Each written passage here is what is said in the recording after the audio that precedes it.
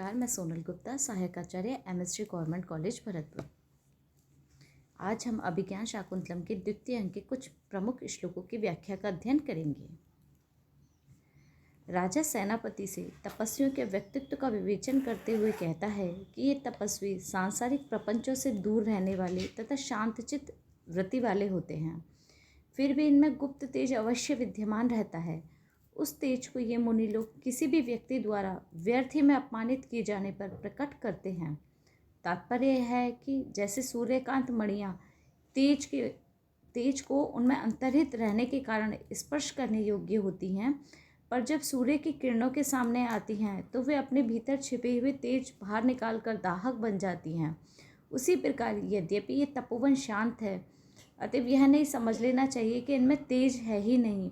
वे अन्य व्यक्तियों के तेज से अभिभूत होकर जला देने की शक्ति रखते हैं। अतः आश्रम के पास शिकार करके उनकी तपस्या में विघ्न नहीं डालना चाहिए। इस प्रकार उन्हें क्रोधित नहीं करना चाहिए, अन्यथा शांत होने पर भी वे तपस्वी क्रुद्ध होकर श्राप आदि के द्वारा हमारा विनाश कर देंगे। शम प्रधानेषु तपोधनेषु गुणम हि दहात्मकम अस्ति तेजः स्पर्श अनुकूला इव सूर्यकांता तत् अन्य तेजो अभिभवाद भवन्ति।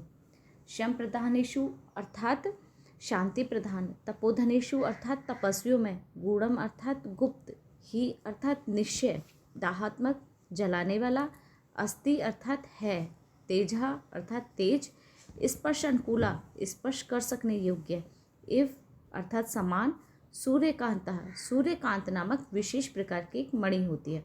तत् यानी उसको अन्य तेजो अभिभवात अर्थात किसी दूसरे के तेज से तिरस्कृत होने पर वमंती प्रकट करते हैं।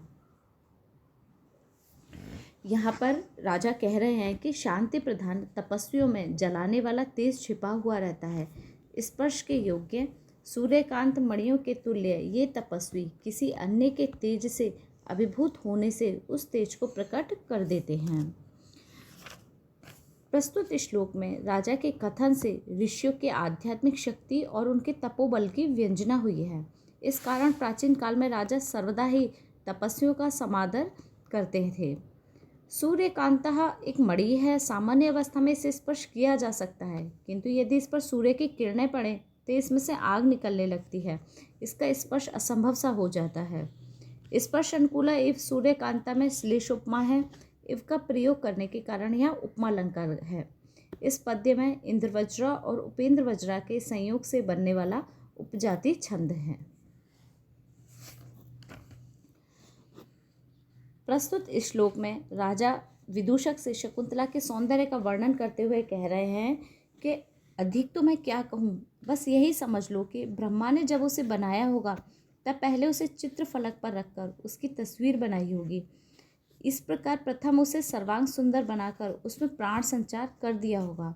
इस प्रकार ब्रह्मा ने अपने हाथों से उसे बनाया है, अथवा ब्रह्मा ने मन में तीनों लोकों के सौंदर्य को एकत्रित कर अर्थात त्रिभुवन की सभी सुंदरियों के रूपों को इकट्ठा करके उसमें प्राण डाल दिए हैं। कहा नहीं जा सकता कि यह इतनी सुंदरी किस प्रकार बनाई गई है, क्योंकि ब्रह्मा की निर्माण कुशलता और शकुंतला की सुंदरता पर बार बार विचार करने से यह प्रतीत होता है कि यह कोई निराले ही ढंग की सुंदरी बनाई गई है। चित्रे निवेश्य परिकल्पित सत्वयोगा रूपोच्चयन मनसा विधि न कृतानु स्त्री रत्न सृष्टि अपरह प्रतिभाति सा में धातु विभुत्वम अनुचित्य वपुष तस्याः। चित्रे अर्थात चित्रफलक पर, निवेश्य अर्थात रखकर, परिकल्पित सत्वयोगा अर्थात कर दिया है जिसमें प्राणों का संचार, ऐसी, रूपोच्चयन अर्थात सौंदर्य के समूह से, मनसा अर्थात मन से ही, विधिना अर्थात ब्रह्मा के द्वारा, कृता अर्थात बनाई गई, नु अर्थात अथवा, स्त्री रत्न सृष्टि अर्थात श्रेष्ठतम स्त्री की रचना, अपरहा अनोखी, प्रतिभाति प्रतीत होती है, सा में वह शकुंतला मुझे, धातु अर्थात ब्रह्मा के, विभुत्वम अर्थात सामर्थ्य को अर्थात रचना कर्म की निपुणता को, अनुचिंत्य अर्थात बार बार सोचते हुए, वपुचः और शरीर को, तस्य यानी उस शकुंतला के, विधाता के सामर्थ्य तथा उस शकुंतला के शरीर पर पुनः पुनः विचार करके वह शकुंतला मुझे ब्रह्मा के द्वारा चित्रफलक पर रखकर उसमें प्राणों का संचार करके मानो मनोयोग पूर्वक सौंदर्य समूह से रची गई विलक्षण स्त्री रत्न की रचना प्रतीत होती है। महाकवि कालिदास ने कुमार संभव महाकाव्य में भी पार्वती के सौंदर्य को भी इसी तरह अनुपम चित्रित किया है। वस्तुतः श्रृंगारी एवं नारी सौंदर्य के उपासक कालिदास की यह शैली उनकी सभी नायिकाओं के चित्रण में द्रष्टव्य है।